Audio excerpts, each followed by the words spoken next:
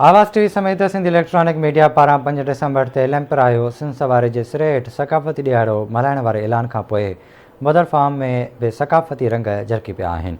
Mother farm में सिंध सकाफ़त मेलो 2021 मुनक़द कयो वियो। रिपोर्ट करे रहियो आहे जानिब दिलवाणी।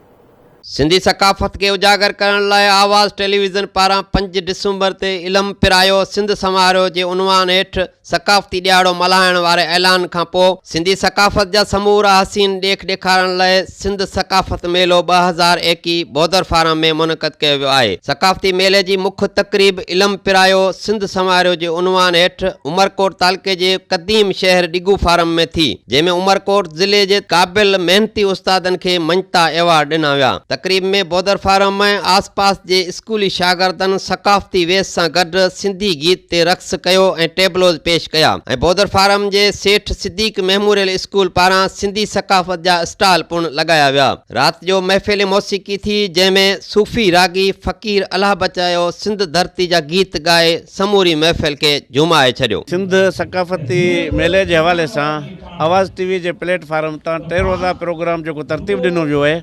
इन ते आवाज़ टीवी जेका सजासिल आहे, आवाज़ टीवी ऐं उनजो जेका सथ आहे उहा उन जी ज़बरदस्त जेके महिनतूं आहिनि, उन महिनतनि सां ई ही प्रोग्राम जंहिंमें मल जो प्रोग्राम या उन खां सवाइ ॿिया जेके सकाफ़ती प्रोग्राम आहिनि उन सां गॾोगॾु अॼु जेको तइलीमी प्रोग्राम मुनक़द थियो, इहो इन ई ते जेको असीं आवाज़ टीवी खे मुबारकबाद पेश कंदासीं। इन ई प्रोग्रामनि सां ज़बरदस्त हिकिड़े क़िस्म जो उत्साह पैदा थिए थो, जज़्बो पैदा थिए थो।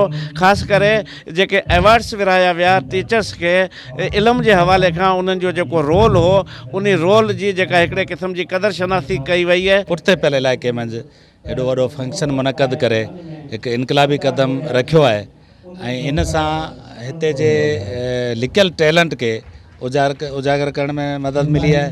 हिते ॿारनि जेके टेबलोज़ पेश कया, इहे सकाफ़ती स्टॉल लॻाया विया आहिनि ऐं जेके हिते दानश्वर ऐं मौज़ूज़ उस्ताद स्कॉलर्स हिते आया, उन्हनि जेके तक़रीरूं कयूं उन्हनि मां ज़ाहिर आहे त हिते जे लिकियल टैलेंट खे ॿारनि खे हिमत अफ़ज़ाई नसीब थी हूंदी। उमरकोट जो हिकिड़ो शहर आहे, नंढड़ो हिकिड़ो स्टाफ आहे, ॻोठ आहे, उन में हिन क़िस्म जी मोहम्मद सिद्दीक मेमोरियल स्कूल जी तरफ़ां लॻल ही स्टॉल आहे। हिन तक़रीब में जेको स्लोगन हुयो इल्म पिरायो सिंध समारोह जे सिरे तहत जेके उमरकोट जे उस्तादनि खे अवार्ड ॾिना विया आहिनि ऐं जंहिं तरह जूं हिते जो नौजवान ॿारनि ऐं स्कूलनि जे ॿारनि जेके तक़रीरी मुक़ाबला कया आहिनि, उन्हनि जो जेको टैलेंट, उन्हनि जो कॉन्फिडेंस ॾिसी हिकिड़ी ख़ुशी महसूसु थिए थी त सिंध जो ॿार जेको आहे न सिर्फ़ु पढ़े पियो पर उहो तइलीम जी अफ़ादियत खे सम्झे थो ऐं उहो उन जेको स्लोगन आहे उन जी इफ़ादियत खे सम्झे थो ऐं उहो स्कूलनि जे तरफ़ आयो आहे। यकीनी तौर ते सुभाणे जी जेका सिंध हूंदी उहा माना हिकिड़ी बदिलियल सिंध हूंदी, उहा हिकिड़ी तब्दील थियल सिंध हूंदी जेका इल्म सां आरास्ता हूंदी।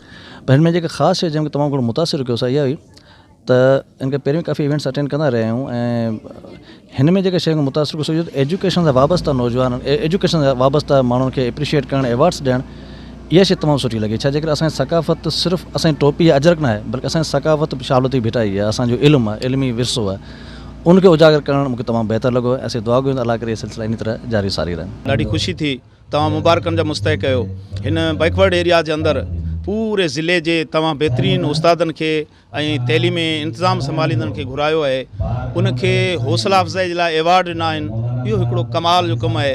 आउं सम्झंदो आहियां त इहे उन्हनि माण्हुनि खे करणु खपनि जेके तमामु अहम उहिदनि ते फ़ाइज़ आहिनि या मुख़य्यर हज़रात आहिनि, पर तव्हां सच पुछो हिकिड़ो बैकवर्ड एरिया में रही करे हिकु सादा माण्हू थी करे तव्हां एॾो वॾो ई कमु कयो आहे, जंहिंजो ज़िक्र मूं हींअर बि उते कयो त हिकिड़ा माण्हू जेके पंहिंजे हिसे जो एॾो वॾो कमु करे वेंदा आहिनि। तव्हां बीइंग ए जर्नलिस्ट या तव्हांजो जेको इदारो आहे, इहा जेका चूंड करे थो उहा बि तइलीम जी चूंड करे थो, जंहिंमें उन्हनि उस्तादनि खे खणे थो, उन्हनि इंतिज़ामी ऑफिसरनि खे खणे थो जेके पंहिंजे पेशे सां बाक़ाइदा प्रोफेशनल आहिनि, मुख़लिस आहिनि ऐं सचा आहिनि, जिन जी महिनतुनि सां जेको सो तइलीम अञा अॻिते वधी रही आहे। अॼु जेकॾहिं असांखे इहो स्वारण वारो जेको आहे सिंध स्वारण वारो जेको कमु आहे उहो असां ते फ़र्ज़ु थिए थो, असां उस्तादनि ते फ़र्ज़ु थिए थो। अॼु बि असां उन्हनि खे जेके पंहिंजे पुराणनि उस्तादनि खे रोल मॉडल सम्झी करे असांखे बि अहिड़ो ई किरदारु अदा करणु घुरिजे। इसी तरह से एप्रिसिएशन होना चाहिए ताकि सब में जज्बा पैदा हो और ये जो दिन सकाफ़ती डे मनाया जा रहा है,